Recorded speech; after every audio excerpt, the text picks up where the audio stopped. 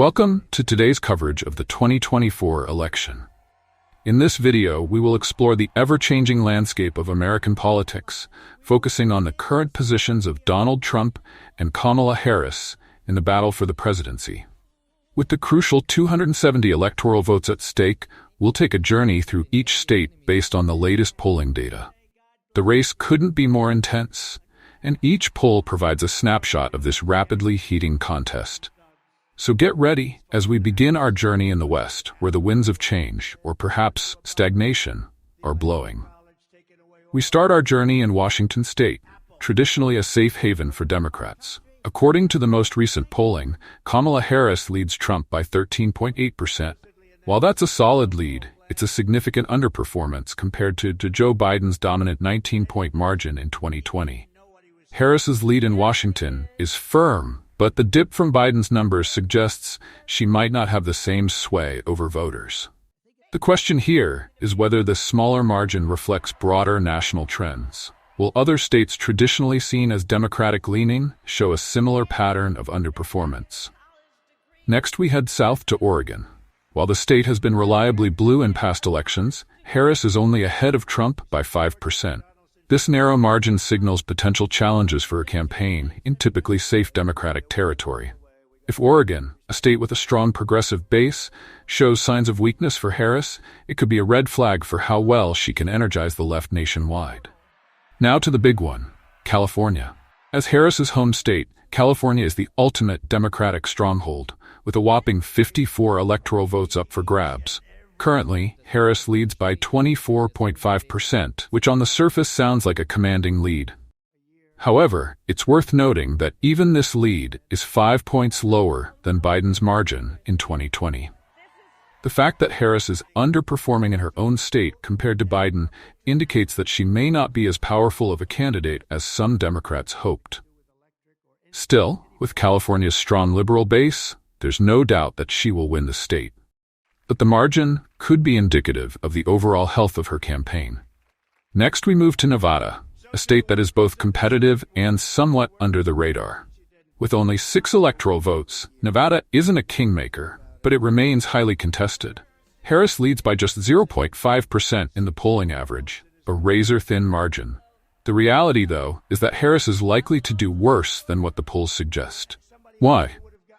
If history is any guide, Democrats tend to underperform polling expectations in Nevada. In 2020, Joe Biden was expected to win Nevada by at least 5 to 7 points, but he ended up winning by only 2.4%, roughly the same margin Hillary Clinton managed in 2016. What's worrying for Democrats is that Nevada is slowly but surely shifting to the right. The election of a Republican governor in 2022 is a testament to that trend. With Trump making gains in areas that were previously considered Democratic, his chances of flipping Nevada, a state Republicans haven't won in 2 decades, seem stronger than they've been in recent memory. Still, based on the current polling averages, Nevada remains a tilt blue on our map. However, it's definitely a state to watch, especially as Election Day draws closer and both campaigns ramp up their efforts. Arizona is another crucial battleground state. If Trump wins Arizona, his path to victory becomes significantly clearer. According to the current polling, Trump leads Harris by 1.3%. This is notable because in 2020, Arizona narrowly flipped to Biden, who won by just 0.3%. Trump's lead here indicates that Arizona is moving back into the Republican column, a sign that the state's competitive streak is far from over. One major factor in Trump's favor is that he has led in 4 of the last 7 polls conducted in the state. Meanwhile, Harris has not led in any Arizona poll for over 3 weeks. If she can't make a significant comeback here soon, it's hard to imagine her winning Arizona come November. The state's 11 electoral votes are critical, and flipping Arizona back into the GOP fold could be a massive boost for Trump. Arizona is also a bellwether for other competitive states like North Carolina and Georgia. If Trump wins Arizona, he's almost certainly in a strong position to also win those states. This makes Arizona a keystone in Trump's 2024 strategy, as winning here dramatically simplifies his path to 270 electoral votes. Heading further east, we arrive in Colorado and New Mexico. In Colorado, The first ever poll of this cycle shows Harris leading Trump by 15 points, a solid lead, though the poll comes with caveats. The sample size of the Morning Consult poll was only 498, which is quite small. Moreover, Morning Consult tends to lean to the left in its polling, so Harris's lead may be slightly inflated. Nevertheless, it's unlikely Harris will outperform Biden in Colorado. Biden won the state by nearly 13 points in 2020, which was a significant improvement over Hillary Clinton's 5-point win in 2016. Colorado has trended more liberal in recent years, but Harris is unlikely to win by more than 10 points, much less the 15 suggested by the poll. Based on current data, Colorado remains solidly blue on our map, but Harris will need to work to maintain that advantage. In New Mexico, Harris leads by 10% according to the Real Clear Politics polling average. Again, this is below Biden's 11-point margin of victory in 2020, and similar to Colorado, it seems likely Harris will underperform the 2020 results. Still, New Mexico is likely to stay blue, with Harris expected to win by around 7 points or less. Both Colorado and New Mexico represent safe Democratic states in the grand scheme of things, but the polling suggests that Harris will not see the same level of enthusiasm or support that Biden did. This could be problematic if the national environment shifts further to the right. As we move into the heart of the country, we enter Trump territory. In Utah, Trump leads by a staggering 32 points, marking the third time in a row he's poised to win the Beehive State easily.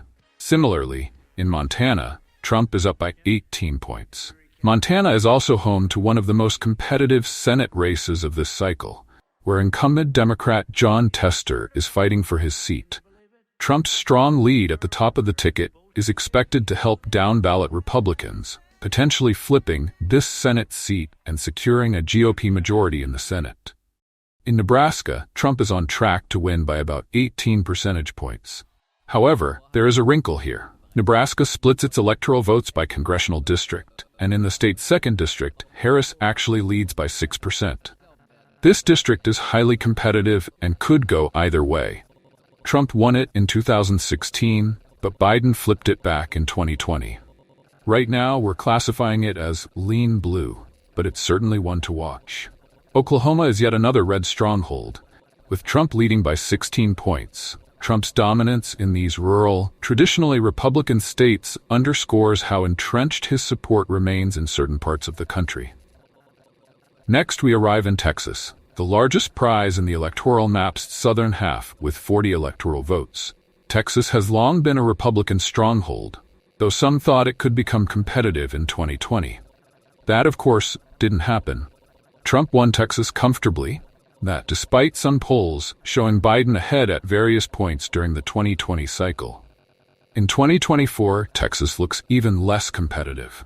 Trump currently leads Harris by 7.3%, and it seems highly unlikely that Harris will close the gap. Trump is well on track to win Texas by a double-digit margin, ensuring that the Lone Star State remains firmly in the GOP column. While some Democrats continue to hope for a breakthrough here, Texas is poised to stay red for the foreseeable future. Moving to the farthest flung states, we have Alaska and Hawaii, two states as politically different as their climates. In Alaska, Trump leads by 7.5%, though polling in this state can be unreliable. Alaska has been slowly drifting to the left, but it remains a Republican state for now. Trump is likely to win here by around 10 points, though that margin could shrink as demographic shifts continue.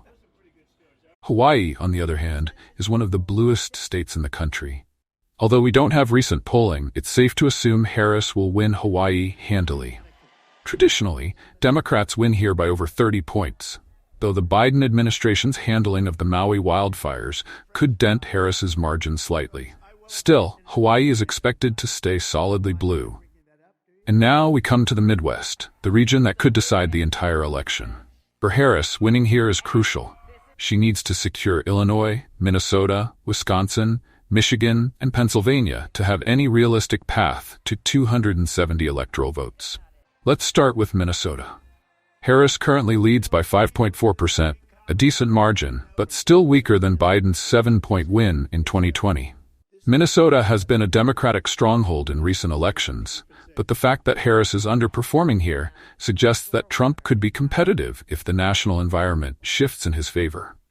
Wisconsin, another key state, shows Harris leading by just 1.2%. This is a dangerous position for Harris. In 2020, Biden was supposed to win Wisconsin by 7 or 8 points, but he ended up winning by less than 1%. Wisconsin is known for its unpredictable voting patterns, and Harris's slim lead here is anything but secure. If Trump manages to flip Wisconsin, it could be game over for Harris. Michigan is in a similar situation. Harris leads by 0.4%, a minuscule margin in a state that has swung both ways in recent elections. Biden won Michigan by 2.8% in 2020, but this time around, the race is much tighter. Trump carried Michigan in 2016, and he could very well do so again in 2024 if Harris can't solidify her support here. And then there's Pennsylvania, arguably the most critical battleground of all. Trump currently leads by 0.2%, a narrow advantage, but a significant one. Pennsylvania was the state that effectively decided the 2020 election, and it's poised to play the same role in 2024. If Trump holds on to his lead here, Harris will have a very tough road ahead. Finally, we move to the Northeast. In New York, Harris leads by 14%, which sounds comfortable, but is actually the weakest performance for a Democrat in the state since 1988. New York has been a Democratic stronghold for decades, but Harris's weaker showing here could indicate trouble in other traditionally blue states. In Vermont, Harris leads by 41%, a predictable result given that Vermont is the most liberal state in the country. New Hampshire, however, is much closer, with Harris ahead by just 6%. This state has fluctuated between parties in recent years, and while it's leaning blue, it's still one to watch closely. Maine is another interesting case. The state's overall polling shows Harris ahead by 13 points, but the 2nd congressional district is much more competitive. Trump won this district in 2020, and he's on track to win it again. Based on current data, we expect Maine's 2nd district to go red, while the state overall remains blue. In the South, Trump dominates as expected. In Missouri, Trump leads by 12.8%, while he enjoys even larger margins in states like Arkansas, Tennessee, and West Virginia. These states are solidly Republican and will remain so in 2024.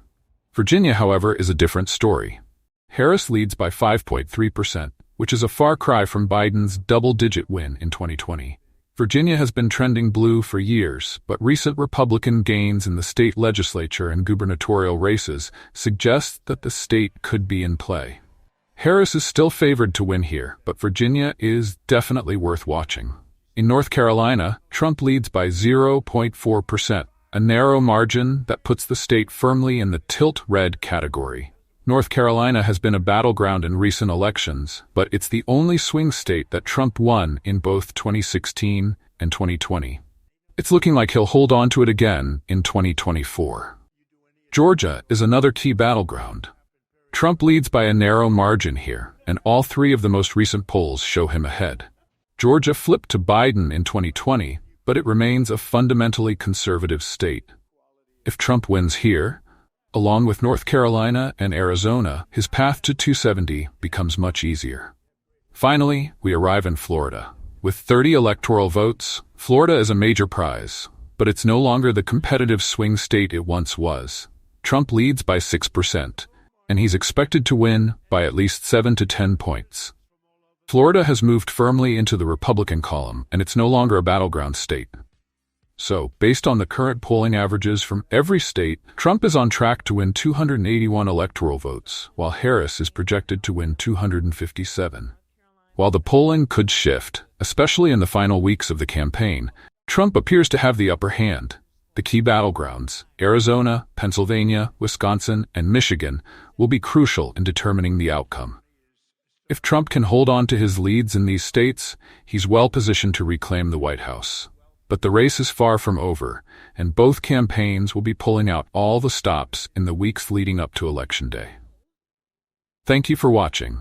Be sure to like, comment, and subscribe for more updates as we continue to track this historic election.